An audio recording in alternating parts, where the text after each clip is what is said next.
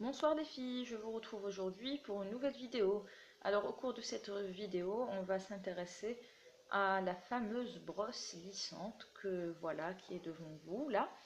Alors cette brosse, j'en ai beaucoup entendu parler sur les réseaux sociaux et j'ai voulu l'essayer parce que je me suis dit qu'elle pourrait m'être utile.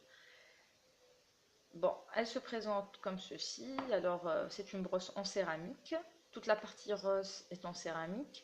Et au-delà de la partie rose, vous avez des petits picots par ici en silicone. Et c'est ce qui évite qu'on se brûle lorsqu'on utilise la brosse. Ça nous évite les petits accidents domestiques. Et aussi, ici, vous avez un petit bouton pour l'allumer et deux boutons pour régler la température.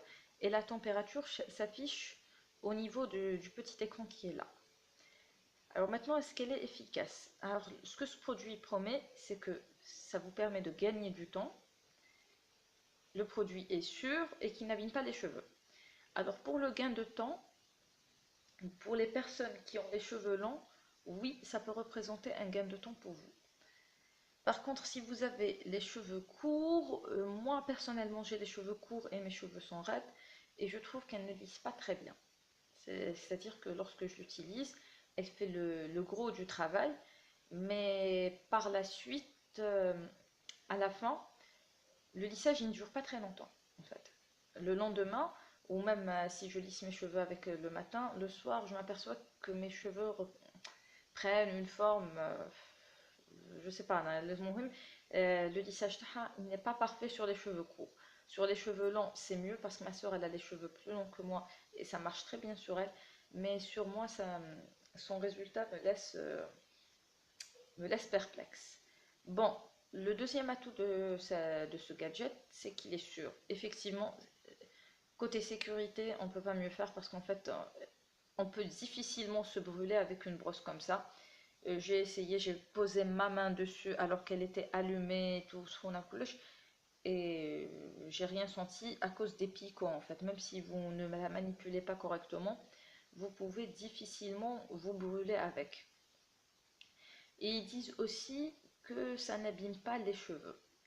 Bon, moi je ne vais pas vous mentir, je ne l'ai pas utilisé plusieurs fois d'affilée pour vous dire que voilà, elle n'a pas abîmé mes cheveux. C'est sûr que si on en abuse, on risque d'abîmer nos cheveux. Mais si on n'en abuse pas, une fois de temps en temps, bon, ça passe. C'est comme un lisseur classique, c'est le même principe.